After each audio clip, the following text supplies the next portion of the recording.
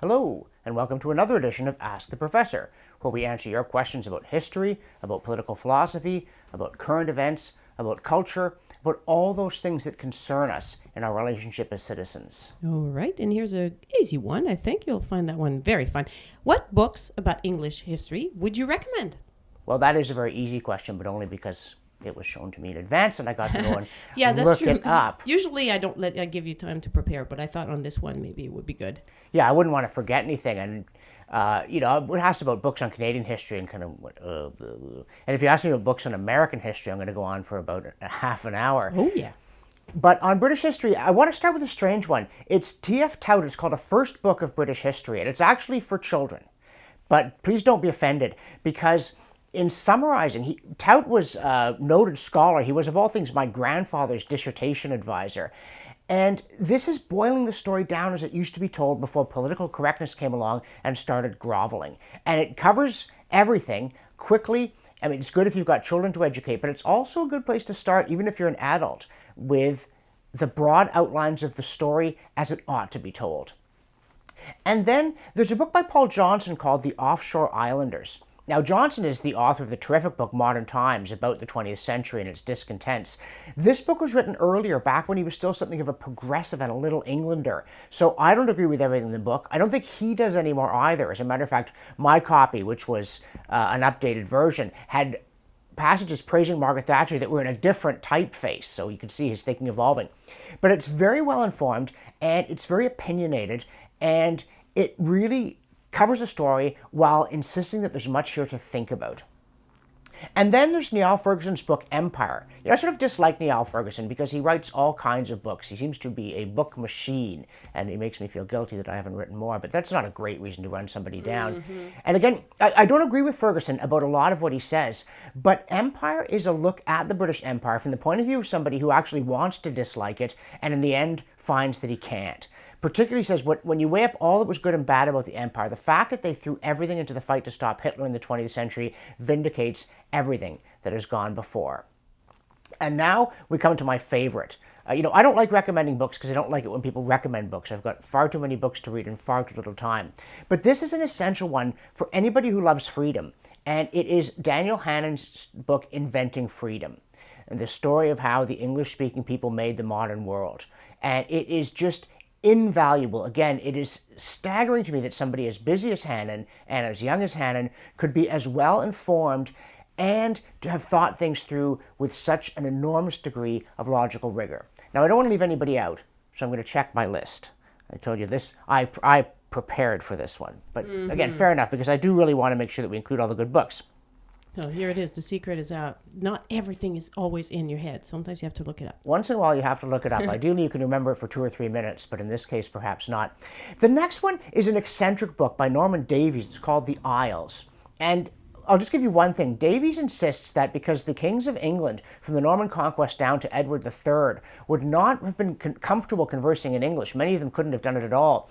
You want to call them, Henri Premier and Jean Santerre and Edouard Premier and so on. And that's just one of his many insights. Again, it's a quirky book. When I finished reading it, I actually take notes on all the books that I read. Oh, yeah. And I said to myself, this is not the first survey of English history that you should read, but it would make an excellent 4th or 5th one. And also, following up on Daniel Hannan, I'd like to recommend Carolyn Harris's book, Magna Carta and Its Gifts to Canada. This is a marvel of brevity in a world that tends to be long-winded. Possibly I'm being long-winded here myself, but it is a really good book on the whole story of Magna Carta. Again, I don't agree with all her conclusions, especially about the modern period. I think maybe she goes just a little bit soft when she starts linking Magna Carta to anything the United Nations did. My hackles arise fiercely, but it's still a wonderful book, and I very much recommend it. And then, to go back in time, I want to recommend Thomas Babington Macaulay's book, The History of England. This is a wonderful 19th century Whig history of England. It's opinionated, even polemical. If Macaulay didn't like somebody and you pointed out that he'd been unfair to them, he wouldn't correct it. He was just that fierce. But this, in addition to being, in my view, largely a sound interpretation of history, of the history of the British Isles, is also the way history ought to be, as part of a lively, no-holds-barred dinner conversation, not as something that will have you flat out and snoring within 10 minutes, like Carlyle's History of the French Revolution, which if the question had been about France, would definitely be on my list. It's hysterically funny without taking the subject lightly at all. He has the sort of the radical impulse leaping up on stage and saying, "What think ye of me?" And this is a wonderful image. That's Carlyle. That's also the one that Mill's housekeeper burned, by the way, and Mill was terribly apologetic and Carlyle just rewrote it. But I'm talking about Macaulay here. That one's well worth reading. And then another one that is side-splittingly funny, while being very serious, is George MacDonald Fraser's book, The Steel Bonnets, about the Anglo-Scots border and the chronic disorder there. And he is the guy who wrote the Flashman novels. He also wrote which are great.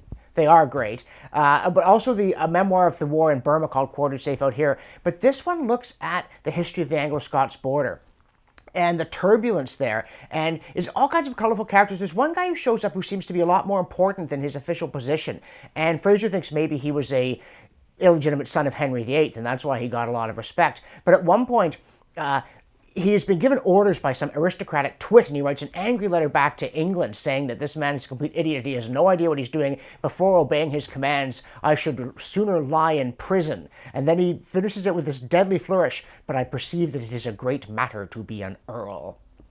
So that one is very funny, especially if you read it in connection with David Hackett Fisher's book, Albion Seed, which is on the surface a book about the United States. But it's actually a book about how American culture was indelibly stamped by patterns of settlement from the British Isles, that the places that people came from, the south and southeast to settle New England, the southwest to settle the Tidewater South, the Midlands to settle Pennsylvania, and then it's George MacDonald Fraser's border rowdies who turn into the hillbillies. In everything from patterns of speech to culinary habits to religion. What happens in America is a reflection of what happened in Britain, and you learn as much about Britain as you do about the United States from reading this book, and you learn an enormous amount about both and about the fact that culture really matters. If you don't like hillbilly cooking today, you wouldn't have liked cooking on the Anglo-Scots border at the time of Froissart's Border Chronicles, when he complains that these people don't even have pots to cook in and they just seethe their food in the skins of beasts. Ew. So that one is an absolute classic. Well, we should warn people, though, that that one is roughly 10 million pages long. Right? It is 10 million huge. pages long. You don't have to read all the anecdotes, but it's also full of very funny anecdotes. When he gets into the hillbillies in particular, I love these people because they are actually my antecedents, as maybe you You're guessed. kind of on the border too, eh? Yeah, and now I want to throw in one that will sound terribly dull, and it is a bit of a byline. It's by a scholar named Bertie Wilkinson, and it's The Creation of Medieval Parliaments, which is essentially very interesting source documents interspersed with the author's polemical observations. And I'm putting this one in. It's just absolutely insider trading. Wilkinson was my grandfather. But it's intriguing to see how his interpretation of the evolution of constitutional liberty in England, which was very influential at the time and has since been forgotten, is essentially the right one. I arrived at some of this independently and started reading him and was amazed to find how strongly he agreed with me. Or perhaps the other way around. My kindly old grandpa Bertie was apparently also a man of passionate devotion to the traditions of liberty, and that was good. So, having said all that, I want to throw in one more little odd one. It's by Edward Corwin. It was basically originally a long article in a law review, and it's called The Higher Law Background of American Constitutional Law. And it explains how in the American Constitution, coming out of the British tradition, even going back to Rome, there is a notion that although popular sovereignty is the way in which law ought to be made, it shouldn't be made simply on the basis of the will of the mob. Rather, this is the best way of discovering this law that, in St. Paul's words, is written on the human heart. That the Romans, as they started to conquer more and more territory, realized that there were certain things that were common to all people in their laws, and they stopped believing that their own very convoluted law was better, and you just had to put up with other people's law when trading, and started wondering, what is the universal basis of law in morality? So this pamphlet, it's about 89 pages, had a profound effect on me. So at this stage in the list, I'm going to recommend that. And before I shut up, one more. And it's more specialized in terms of chronological period, but it's Winston Churchill's book, The Gathering Storm. It is the most hair-raising, frustrating, agonizing account of trying to get people in democracies, politicians and public alike, to pay attention to national security threats. Churchill says that trying to warn people was like, the debate was like being smothered by a feather mattress. And if you've ever tried to open people's eyes to the danger of Islamism and jihadis today, you realize history does repeat itself. And if we don't remember it, we are doomed to repeat it. So there's my list. Brief, to the point, and spontaneous, except for the part where it's lacking the last three qualities. Right. Okay. Well, I guess that will give people a lot of things to chew on. And good luck finding all those books. Some of them are fairly hard to find, but they're out there. And if you know how to Google, you'll be able to find most of them, I hope. Thanks for that, folks. If you would like to play along, the URL on your screen will take you to a page where everything is explained and where you get to ask your question of the professor. Thanks, and see you next time.